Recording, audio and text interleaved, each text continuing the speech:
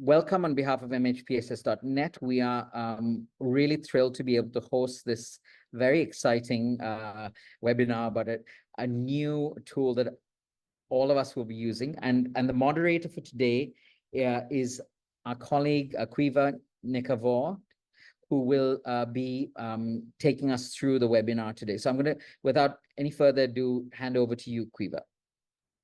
Thanks so much, Ananda, and hello, everyone. You're very welcome to this introductory session on the multi-sectoral mental health and psychosocial support assessment toolkit. So as you're probably aware, the field test version of this toolkit has just been released in the last few weeks. And today we're going to hear all about how the toolkit was developed, how it builds on previous assessment tools and toolkits. We're also going to get a quick tour of the content of the toolkit to understand what kind of guidance it offers and the different tools and templates that it provides. And then finally, we're going to learn more about this field testing phase that we're in at the moment and how you can get involved and help to make the final version as practical and useful as it can be. So, as Ananda said, my name is Quiva Nikavor. I'm an MHPSS and Child Protection Specialist at UNICEF headquarters, and I'm very happy to be moderating today. I'll introduce our different speakers as we go along, and I'll do my best to keep us on track with the time. We will have some time for questions and answers at the end, but quite a lot of people have registered. So to help us keep the questions organized and to be able to respond to as many as we can, please do write them in the chat. We might answer some in the chat as we go along, and then hopefully we'll have time as well to answer some in discussion at the end. If there's a lot we can't get through, we'll explore possibly having a follow-up or responding in writing in some other way. But without further ado, I think we can get started, and I'm very happy to introduce Dr. Fahmi Hanna to provide some opening remarks. Dr. Fahmi is based at WHO, but many of us know him as the co-chair, one of the co-chairs of the IASC MHPSS reference group, along with Dr. Carmen, who'll be speaking a little bit later. But to get started, I'll hand over to you, Fahmi. Quiva, thank you so much. It's a privilege and honor, colleagues, to be with you launching the field testing today of this important toolkit. My name is Fahmi Hanna, and I'm the WHO co-chair of the IC MHPSS reference group. Colleagues, I heard once the former protection cluster coordinator, William Shamali, saying MHPSS is like a litmus test. It can tell him as a protection global cluster coordinator, when he go to any country, whether mental health and psychosocial support, and not only actually mental health and psychosocial support, according to his own words, if various clusters and sectors are able to function together through a multi-sectoral approach. I think I agree with him. MHPSS is always a good litmus test for multi-sectorality. Interconnected needs would require interconnected response. And interconnected response would require always interconnected assessment. And I'm grateful for the colleagues, the team within the IC reference group, the various agencies involved, that they decided that we can no longer take standalone specific sectors assessment, and for ethical reasons, resource-wise reasons, and practical purposes, we need to do multi-sectoral interagency assessments. Colleagues, empathy and data can drive good MHPSS humanitarian response, and good quality assessment through good consensus-based and evidence-based interagency tools, such as the assessment tool we're using today, can be the true compass that should always guide our response to avoid duplication, avoid irrelevant assessment, and even worse, avoiding harmful MHPSS responses. I'm grateful for the opportunity to open today and looking forward to the presentation. Thanks for all the colleagues and agencies involved in this amazing and critical work. Thank you so much, Fahmi. And so now we're going to get started and hand over to Dr. Michelle Engels. So Michelle led the development of the toolkit as a consultant with WHO, and she's going to give us some background on how the toolkit was developed. So over to you, Michelle. Thank you very much, Quiva. Yeah, so I would like to give you a bit of an overview of the various steps we undertook. But first of all, as Fahmi was highlighting, ultimately a need was identified for updated guidance on mapping and assessments of MHPSS needs and resources in humanitarian settings. So we know that we have the WHO and UNHCR assessment toolkit that was released back in 2012, but 10 plus years has passed since that was last released. And there was an interest to really build on lessons that's been learned over that time from previous and current emergencies. As Fahmi was highlighting as well, there was really that desire to make it truly multi-sectoral, to really strengthen that intersectoral coordination and collaboration aspect. So we wanted to make sure that all sectors and AORs were very visible throughout the toolkit. And another ambition was to have an updated toolkit that also strengthened the integration of MHPSS into core humanitarian processes. So an example of that many of you might be familiar with is the humanitarian needs and response plans that are released annually in emergency settings. Sometimes MHPSS is mentioned there, sometimes it's not.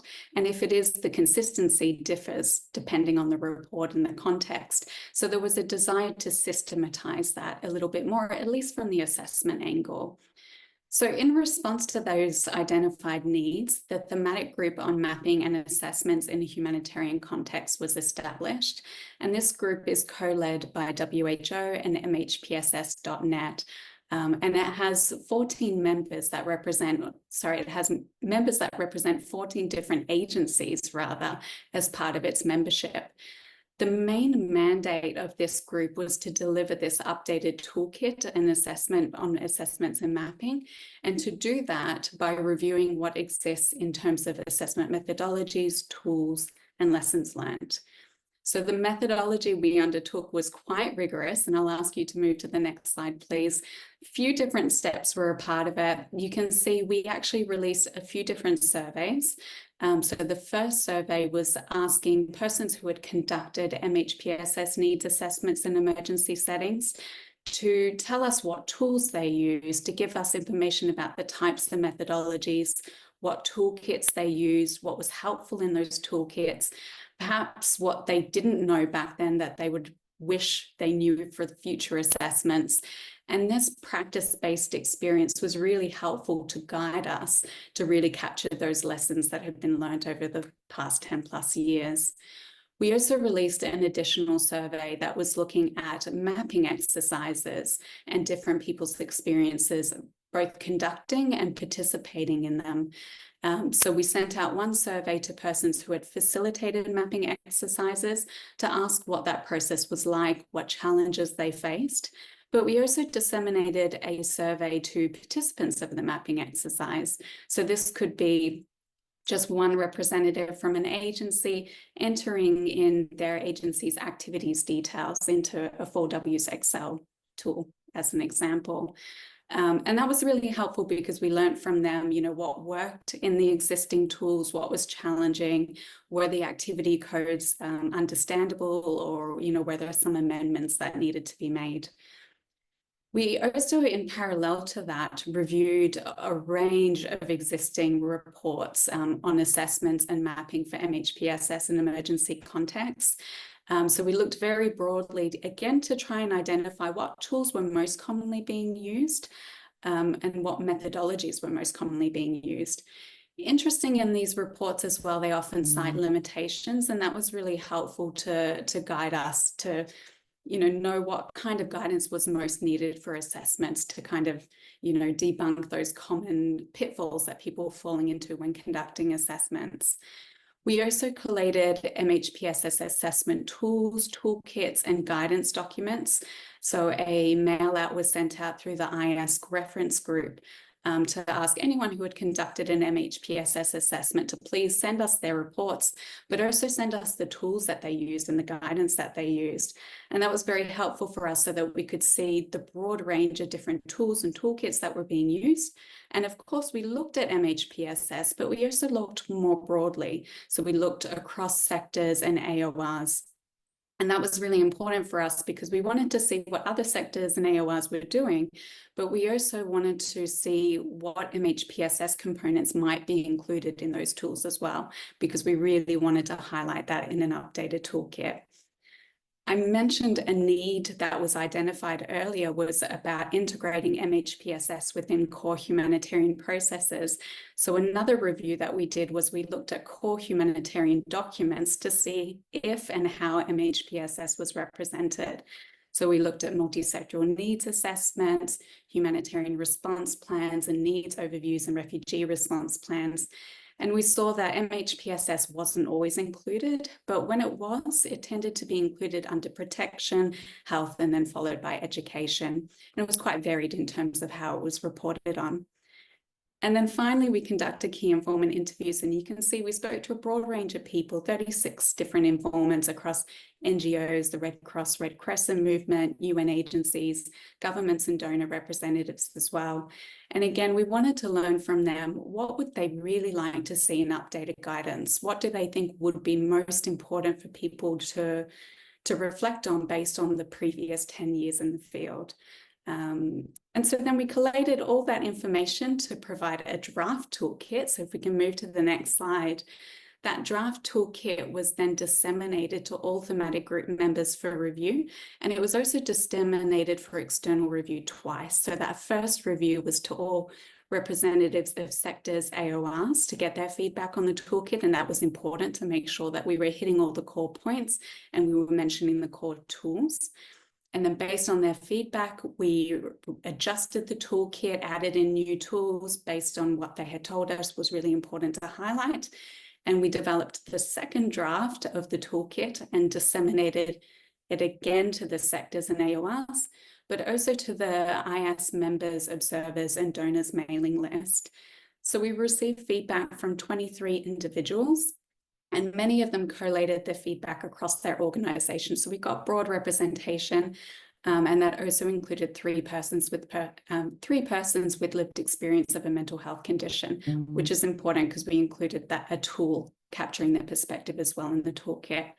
So I will hand it back to Quiver at this point. Thanks so much, Michelle. Next, we're going to hear from Dr. Inke Weisbecker, who's going to bring us up to speed on what's new in this toolkit and how it differs from previous ones. So Inke is a technical officer at WHO, and she co-chairs the IASC thematic group on mapping and assessment that Michelle was telling us about, together with Marcio, our next speaker. So over to you, Inke. Thank you so much, Quiver. And it's wonderful to see so many of you online and so many people who share our interest and passion in MHPSS assessments, which are so critical in guiding the response and making sure MHPSS is considered in any humanitarian response. So based on all this feedback and consultations that Michelle just mentioned, what did we do? So I will give you a quick overview of that. What did we change? What did we improve? First of all, from what we learned in our consultations, we have now more guidance on how to select tools. So we hope that looking at this toolkit will be less overwhelming, and you actually have a table in there about for what purpose would which tools be used. We also have guidance on participatory approaches, so specific tools and further readings. Guidance also on contextual and cultural adaptations, which are so important. Each of the tools in the toolkit actually has a link to download a Word version of the tool. And that is because these tools are not written in stone. We want you to change them. We want you to adapt them. We want you to translate them. And that's why we make it easy and we have a Word version included everywhere. We also have guidance on how to make translations, how to make adaptations, what to watch out for. In addition, another big ask we got through these consultations is including more about at-risk populations. So we have considerations there about how can we include diverse and at-risk groups in assessments. How should we consider gender? How should we include older people, which is often a big gap in assessments and in the response? How can we better include people with disabilities? How can we include people with lived experience of a mental health condition? We also have specific guidance for including children, like safe assessments procedures, child-friendly methods across different ages and stages of development. We also have learned in our consultations that assessments are often not coordinated, for example, not coordinated very well with MHPSS technical working groups or other coordination mechanisms, and that often assessment findings are actually not shared, which means that there may be duplication of efforts and not really good use of resources. So we have included guidance on how to best coordinate and share assessment findings, including different methods of sharing, templates for reports, templates for even brief PowerPoint presentations. Also, since much of the MHPSS assessment guidance was published over 10 years ago, there have been many technological advances, which are now also included in the toolkit, such as social and community listening, GIS, Kobo Toolbox, and so on. We can go to the next slide. Which now notes some changes in the tools. So although the toolkit actually has a lot of information and a lot of tools, we also put emphasis on simplification, making things straightforward and clear and keeping with the need to know and the practical aspects. Also, many tools include two versions of the same tool, one brief kind of version that's very quick and one more comprehensive version to kind of respond to the fact that contexts are different and sometimes you have very little time and resources and sometimes you have more time and resources. So that is reflected there. In addition, many of you know about the MHPSS minimum service package, which includes the minimum activities which should be included in the MHPSS response, which also has something called a gap analysis. And then there's the 4Ws mapping tool, which is a bit different from the MSP. So we have now just one tool that is actually combining the MSP activities and the 4Ws so that you can do both the 4Ws mapping and the gap analysis at the same time. So we've made that easier. In addition, we have facility checklists included. Before that, we had checklists for health facilities, for psychiatric hospitals, but now we have gone further with the checklist, with the idea of really making it multi-sectoral. So now we have facility checklists, not just for health, but also for education settings, community services, for camps or other settlements. In addition, we have example reporting templates to make it easier to write assessment reports. So we have templates for full assessment report, PowerPoint presentation of results, brief overviews, and so on. I also want to note that the updated toolkit does not include the HESPR. I don't know how many of you know about the HESPR, but that's basically asking about all the different needs that people may have, water, nutrition, general health, and so on. That's not because the HESPR is useful. It is actually available as tool, is actually available in the toolkit still in the table where it's linked as a cross-sectoral tool. So because the HESPR has its own guidance, so it's still in there. However, we do not have the neuropsychiatric HIS from the old UNHCR toolkit because we now have updated HIS categories which are linked in there as well. And now I will hand it back over to Quiva, who's moderating. Thank you, Inka. Great. So now we're going to hear from Dr. Marcio Gagliato, who is the co-director of the Mental Health and Psychosocial Support Network, which many of us know as MHPSS.net. Marcio also co-chairs the Assessment and Mapping Thematic Group together with Inka, and he's going to tell us a bit more about the content of the toolkit. So over to you, Marcio. Thank you so much, Quiva. Thank you so much, colleagues from all over the world for being here today. This is such an exciting and historical moment to be officially launching this toolkit.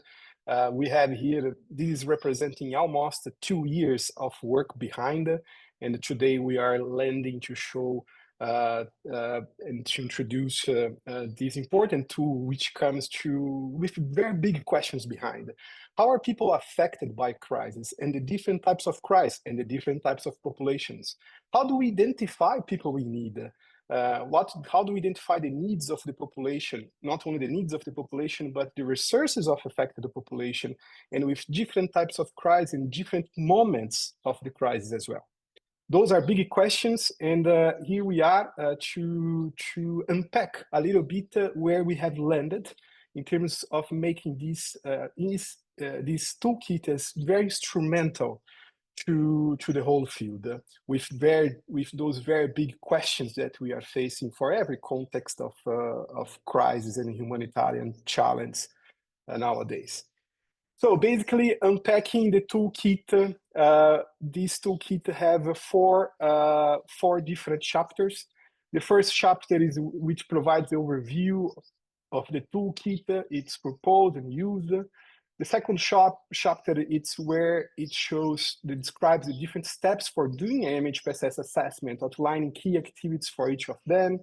The third chapter is where it's stressed, and I think this is a kind of one of the new points in terms of highlighting the need for integrating MHPSS into different sectors, having this as a multi-sectoral approach, a multi-sectoral tool, and how to integrate MHPSS across the different sectors.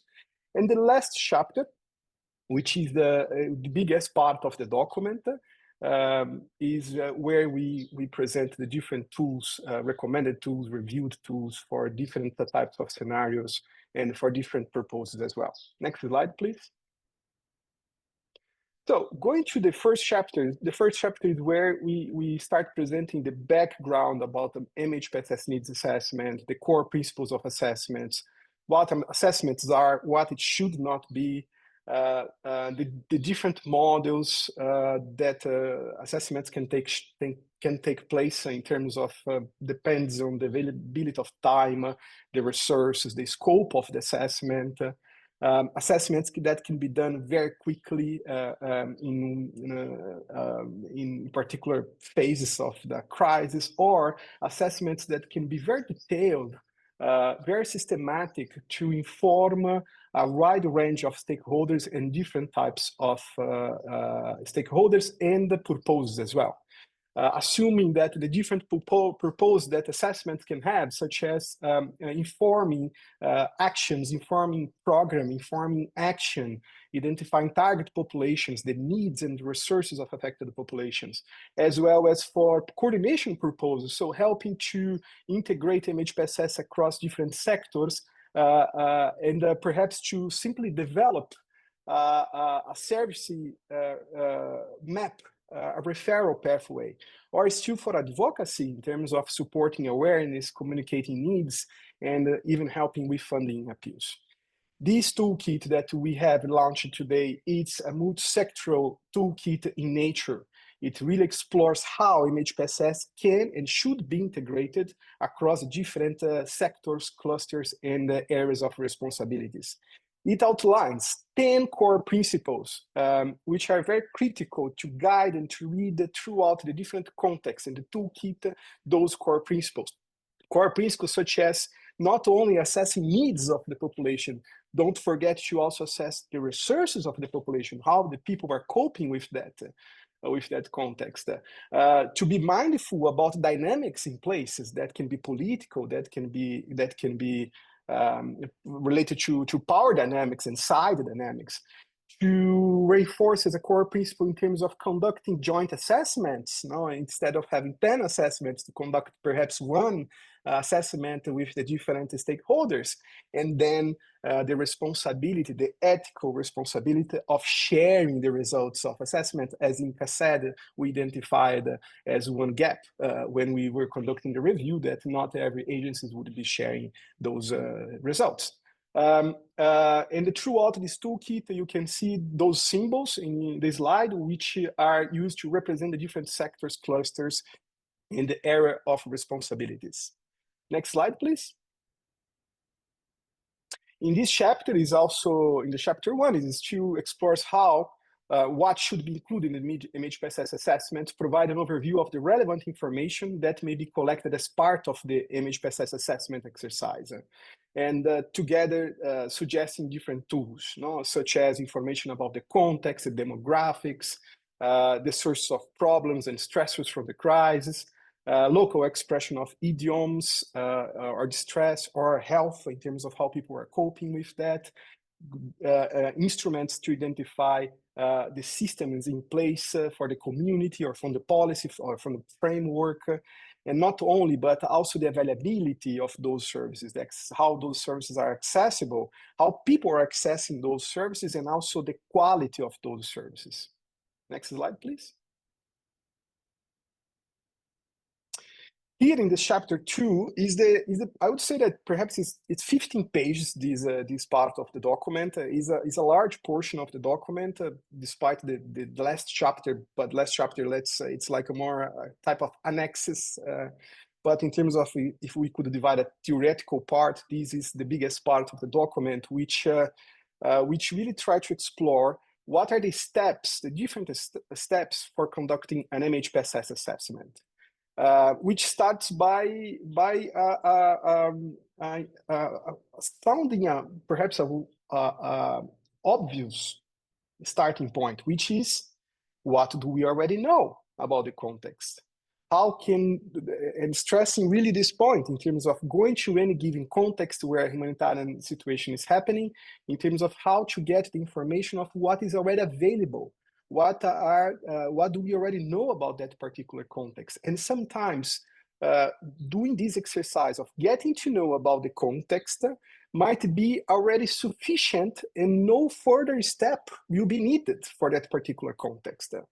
It also, in this chapter, it offers, for example, the possible use of existing prevalence estimates, which is an often question that we all face in different humanitarian crises. How do we know that people are affected? What kind of conditions people are facing, or what's the distress that they are having?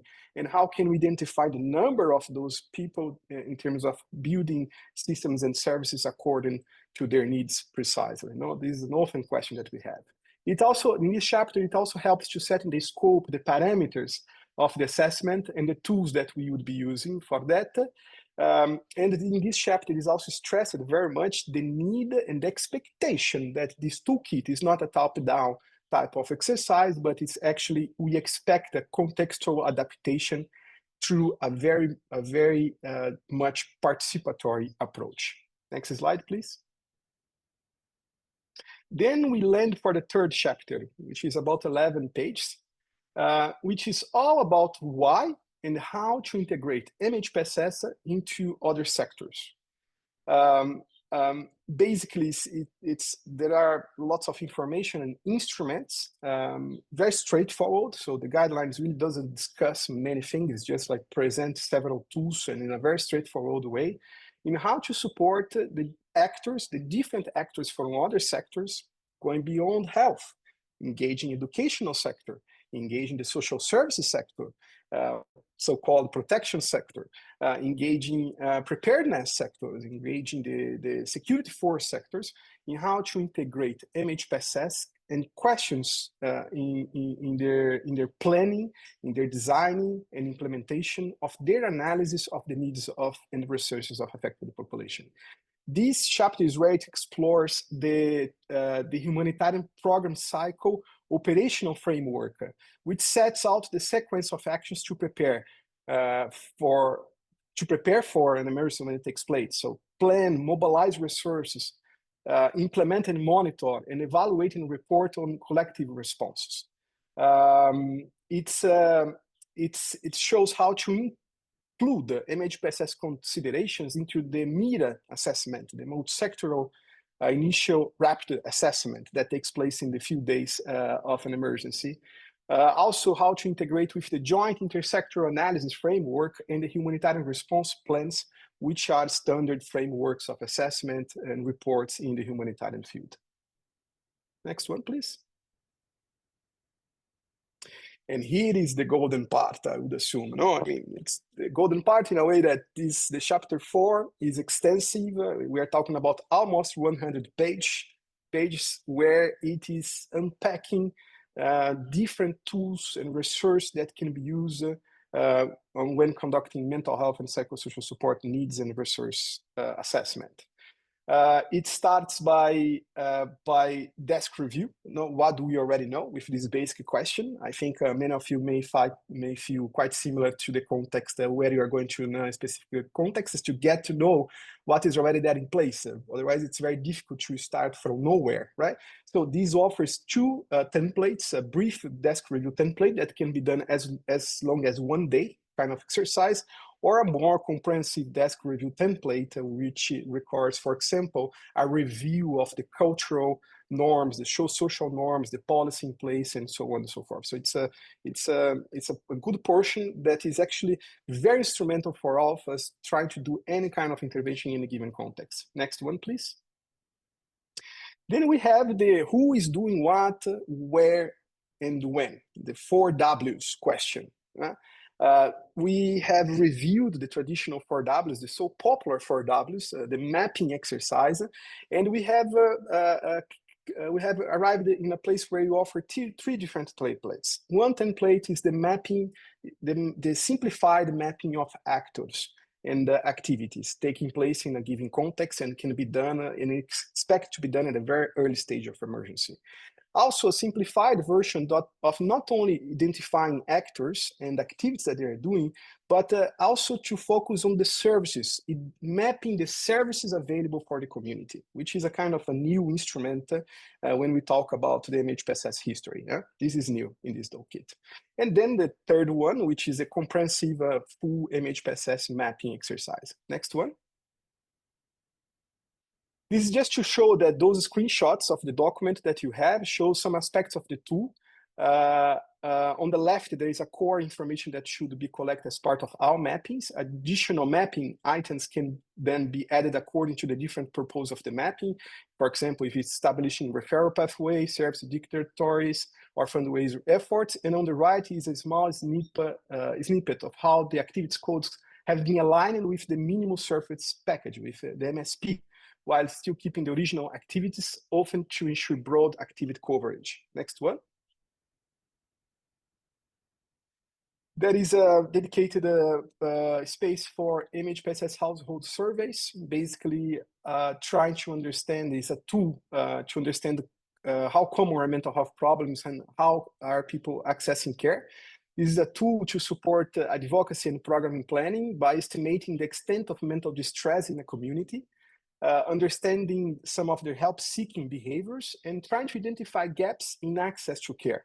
It's where it's offer guidance in terms of how to use data collected to contribute to an estimate of people in need, the PIN calculation that is so needed and used in humanitarian needs overview documents. Next one, please.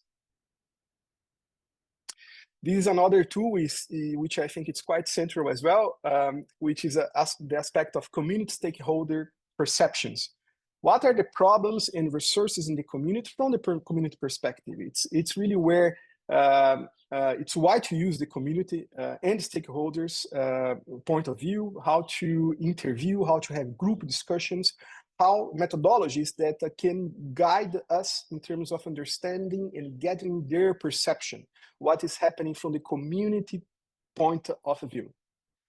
And the next slide, please, in the last slide, is what we call the facility and site checklist.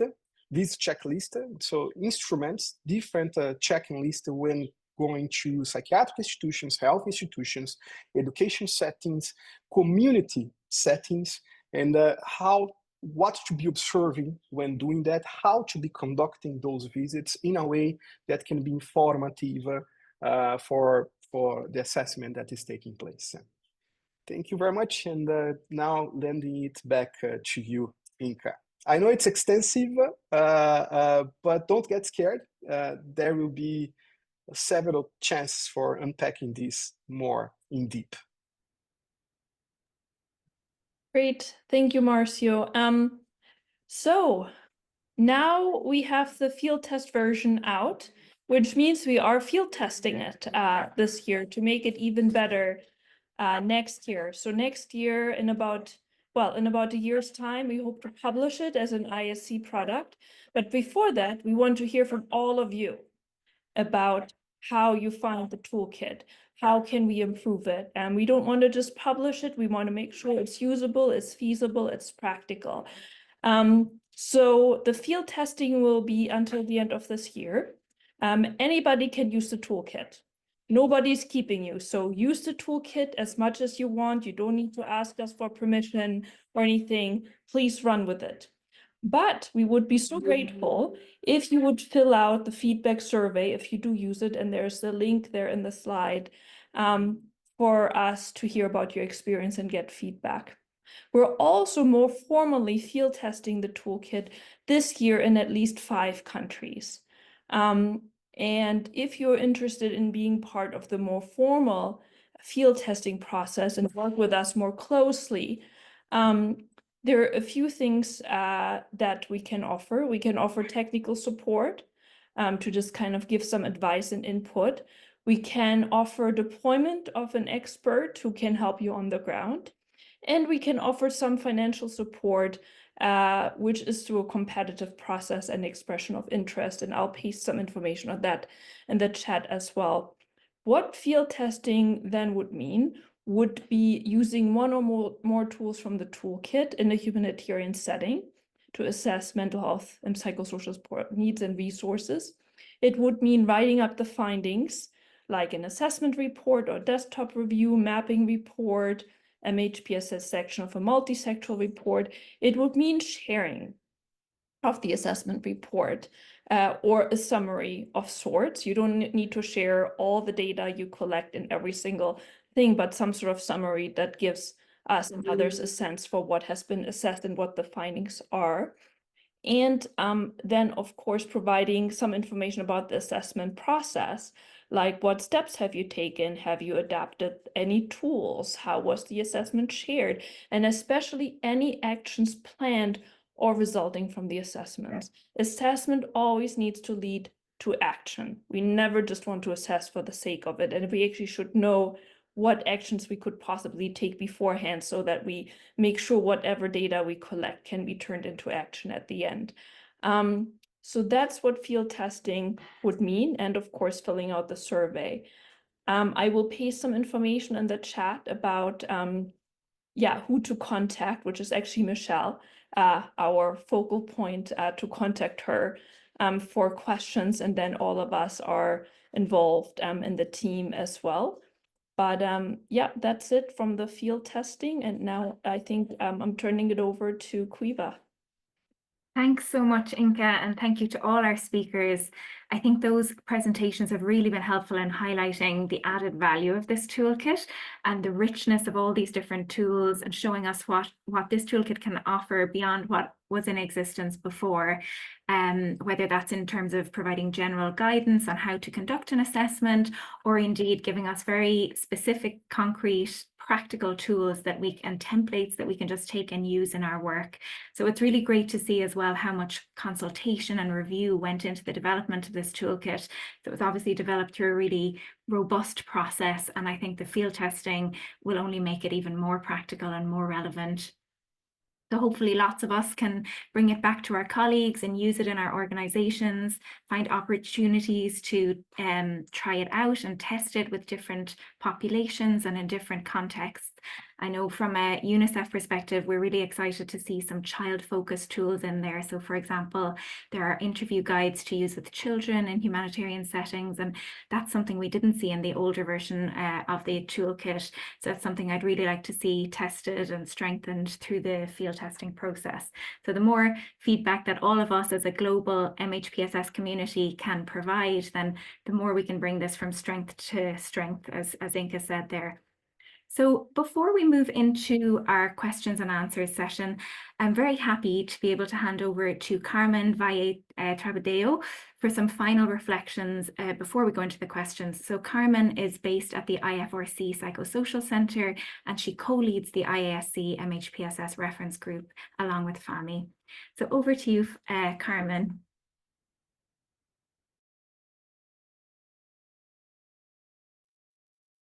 Or perhaps Carmen's mic is not working. Sorry, I was muted. Oh, great. Thank you so much, Quiva, and thank you so much, colleagues, from that very, very interesting presentation. My remarks are very short. I just want to highlight again how much of this toolkit is coming from a need that has been identified by all of you. The fact that more than 250 colleagues have been joining us today in this call, the fact that you come from all over the world and that you are very active implementers of MHPSS activities in very different sectors, tell us how important this tool is. The need was identified from the ground. It comes from that need that everybody's telling us we need to refresh tools. We need to look back into our existing tools to make them up to date. The efforts, if you've been following all of the different sections and parts of this toolkit, are so clearly based on identified needs, on identified areas of concern, on identified gaps. And that is so, so useful. So now, if we want to really succeed, as our colleagues were saying, the ball goes all the way back to you, dear colleagues. It will be even better, it will be even more useful, the more it continues to be based on the realities on the ground. So I'm just echoing my colleagues on encouraging organizations and groups on the ground to take it, use it, and give us feedback so it can continue to be really, really based on what you, on your implementations, are finding useful. On our side, on the reference group side, we've been really encouraged by the support of the technical working groups and the interest of the coordination groups in all countries, and we will continue to support you all in that taking on this tool. My final word is a big, big, big thank you, not only to our wonderful colleagues presenting today, but all of the agencies, WHO and MHPSS.net, co-leading that thematic group that has lead on this process, but also all of the agencies that have been inputted.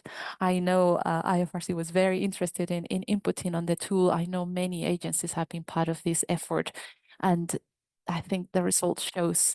So my final word is thank you and a massive congratulations on this field version. So we still have a little bit of work to do to compile information and feedback and making it a final version. But up till now, really congratulations. And I'm really looking forward to hear the answers to some of the very interesting questions that are already popping up on the chat. Colleagues, over to you. And again, thank you and congrats. Thank you so much, Carmen. It's lovely to have you join us today as well. So, and thank you to all our speakers. We have done very well for keeping on time. So we have about 15 minutes for some questions and answers. Some of our colleagues have been helping to compile them in a document here. So I'm going to try and group a few of them together. We've had a few questions about specific groups. For example, are people with disabilities included in the tool? And if yes, where in the toolkit can I find that information? And we've also had a question about whether persons with lived experience have been included. So I believe we maybe touched on that a little bit in Michelle's presentation, but Michelle, I don't know if you would like to give a little bit more information on that side of things, or any of our speakers, of course, are welcome. Go ahead, Michelle. Yeah, so persons with disabilities are mentioned in the toolkit as a population that could be of interest as part of assessments, along with a host of other populations, including persons with lived experience of a mental health condition. But we also have broad guidance in there because we couldn't mention every at-risk group. You know, I know someone in the chat mentioned persons living with cancer. That's not specifically mentioned in the toolkit. So instead, what we've done is we've also included broad guidance that links to the MSP actually on how to identify unique at-risk groups within your setting, because it can be quite setting dependent. And you will find that guidance in chapter 2, section 2.2.3. I did add it in the chat, but you will find that there, and it includes a host of different populations, including also children, and working with different genders as well. So there were considerations with that. I think there was also mention of were persons with lived experience included in the development of the toolkit. And we did consult them as part of key informant interviews, and we also had them review the tool that focused on persons with lived experience. So in the toolkit, you'll find it's tool 8 that's specific to persons with lived experience, and that has been reviewed by 3 members from that community as well. Fantastic. Thanks, Michelle. I think that's really clear. We also had an interesting question about participation of community members and affected populations. So one of our colleagues asks, during the development of the toolkit, was there a gap identified when it comes to sharing assessment results, not just with humanitarian actors, but also back to the communities themselves? And also, have they been participated in the design of interventions and implementations after in the design of interventions after the assessment? So I don't know if any of you would like to take that.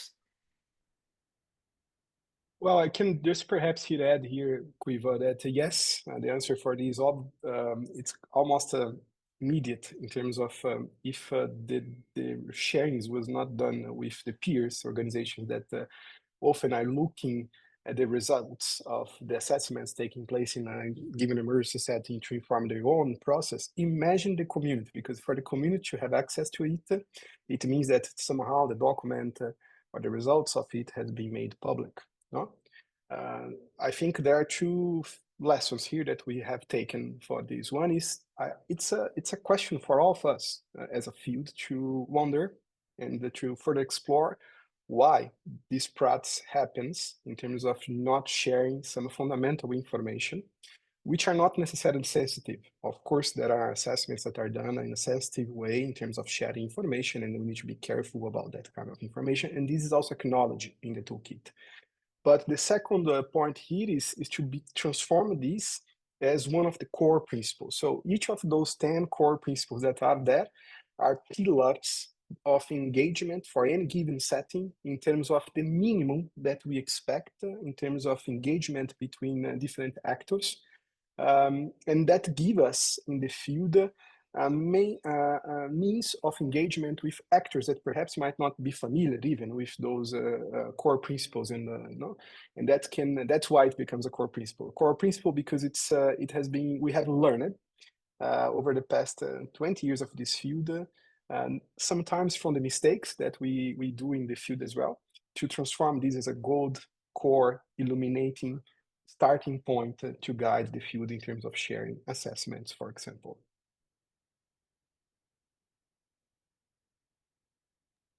Thanks so much, Marcio, for that comprehensive answer. We've had an interesting question from someone asking, at the moment, is there a centralized place where this assessment data will live so that mental health professionals can benefit from the data collected by their colleagues in other places? So I think it's about asking whether, all these assessments could be shared in one place where everybody could see how other people have conducted assessments and see the other data collected. I think I will jump here again because we are very pleased to inform that yes, this is taking place at the moment. MHPSS.net we have collected so many in the desk review process, so many reports that has been already available in the field, but we managed to, in this desk review process, to systematically organize them and receive them from different agencies across the globe. So there was an extensive process of work for this, and MHPSS.net is actually building a dedicated space to make a friendly user repository of all those assessments that has been conducted. So it's not going to be the only place, but definitely is one of the places where this will also be hosted. Thanks, Marcio. I think that will be a fantastic resource because I think there are assessments out there, but they're not, that are already published, but they're not always easy to find, or they might just be shared, or they might not be shared, or they might just be shared within a specific technical working group in a specific setting. So the more we can all benefit from the experiences other people have had in conducting assessments, I think the stronger and the more robust our assessments are going to be, both in terms of standalone MHPSS assessments, but also as what's really being advanced with this toolkit is more robust integration of MHPSS questions and items into multi-sectoral assessments, and also assessments of particular sectors or areas of responsibility.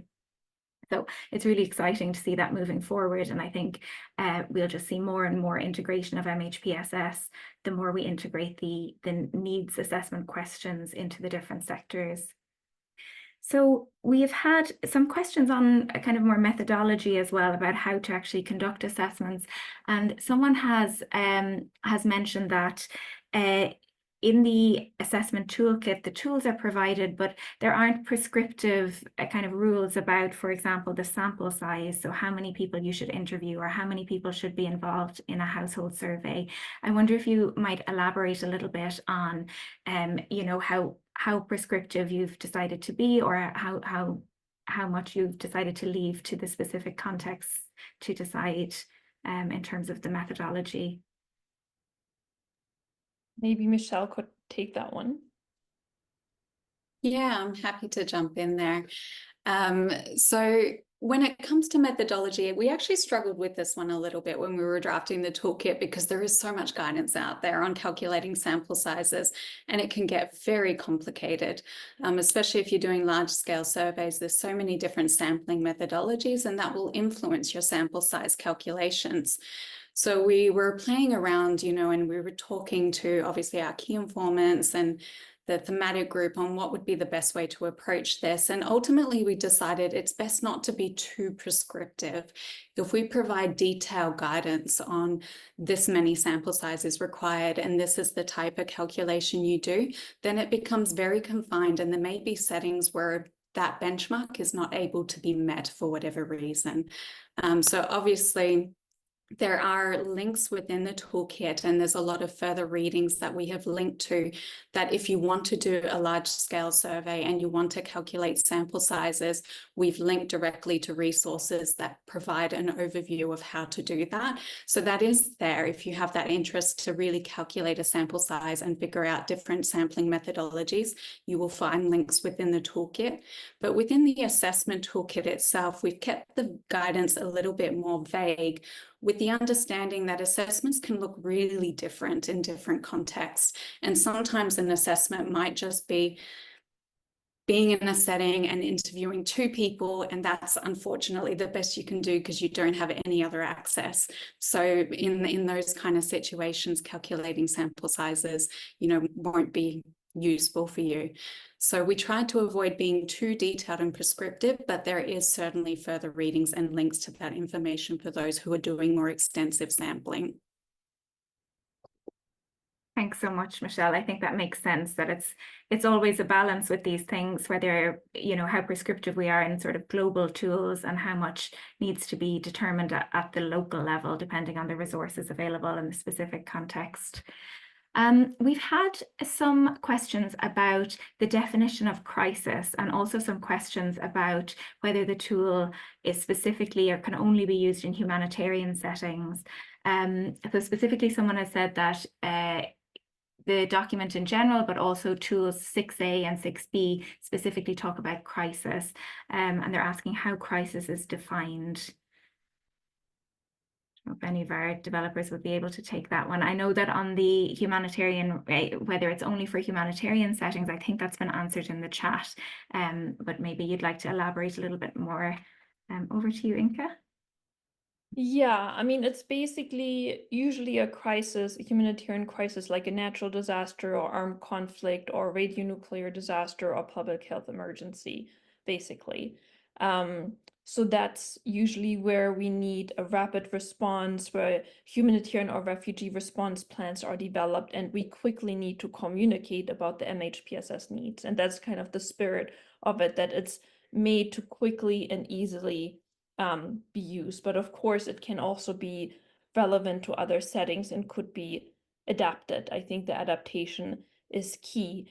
Knowing, of course, that, you know, in those more development settings, even you also need probably additional tools and more information about systems, for example, like how systems are structured, how mental health systems and services look like, how social services look like, what cadres of professional staff exist in the country, psychiatrists, psychologists, social workers. So you would probably dig deeper into the systems level as well. We need to know about the systems level in a humanitarian crisis as well. But if you really want to do development work, then you need to get into much more detail on that.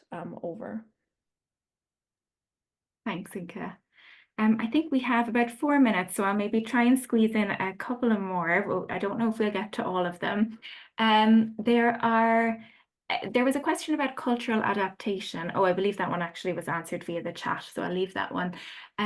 We've had a few about the geographical region that you might define for doing an assessment. So people have asked, if multiple tools are being used for the field testing, do we have to implement them with one specific population group or in one specific geographical area? And another person has asked a similar question: if an agency is testing a set of tools in a particular state, do all of the tools have to be tested in the same site or location to consolidate the assessment, or is it okay to test some tools in some locations or with some populations and others with other populations and locations? I would say, I would easily say that not the expectation, that's why it's a toolkit. So it's a kind of a menu of different resources, and that will depend on the purpose of the assessment, the time that you have, the context of the emergency, the mandate of your agency as well, you know, in terms of the focus that your agency is giving. So it's really a toolkit in a way that it offers a range of different tools that which tool are going to be used, it will depend again, and that is really well explored in the toolkit. It will depend on several questions that need to be pre-answered. And as I said, sometimes even a desk review by itself, you already answer most of the questions and you don't need to engage the other parts of it. But mappings are going probably to be relevant for every single context, but perhaps there are, in the desk review, there are really well placed mapping exercises that are being conducted by the government, the local administration, for instance, and so you don't do another MHPSS 4Ws, for instance. I just want to perhaps conclude one part here that do not forget two things. One is that this is a field test version. So it is really expected that we are going to learn from the implementation now to revisit this version that we have today to perhaps change or make improvements. So your feedback in that sense is really essential. This is a live document that we do expect the field to tell us what has worked, what did not work, what is still missing there. Remember that is a global document, a global tool. It's really hard to make that suitable to every single context, and it is expected, as in the page 1, contextualization of this tool, how to make this tool relevant to that context, and not how to simply implement the document or the specific tool as it is in any particular given context, because we do expect that as being instrumental to your work and to the big questions, not to be the answers of the big question. Thank you so much, Marcio. And that brings us right up to time, and I think it's a nice thought to conclude on. So I'd like to thank our speakers again for all the work that's gone into the development of the toolkit, but also for helping us all to get familiar with it today. And I'd also like to thank the whole team at MHPSS.net, who do a whole lot of work behind the scenes to, let us all know that these webinars are happening, to manage all the technical side of things, and really keep us all informed as these innovations are released and as they progress. So if anyone has any further questions, or if you need any support implementing the toolkit, feel free to reach out to the team, to Marcio or Inka or Michelle, who's also still working on the development and the field testing. We'll pop their contact details into the chat so that they're there for you to copy and paste. And I think that's it. We'll wrap up. So thanks again for joining, everyone. It's really great to have so many of you here. Take care. Thank you, everyone. Thanks a lot. Thank you so much, colleagues.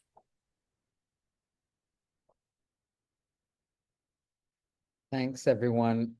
We will be posting the recording of this webinar on the MHPSS.net YouTube channel. You can just go to YouTube and search MHPSS.net. It should be up in a day or two. But I will keep in touch with our colleagues. Thank you so much for a wonderful webinar and the start, I think, of many interesting conversations about this topic going forward.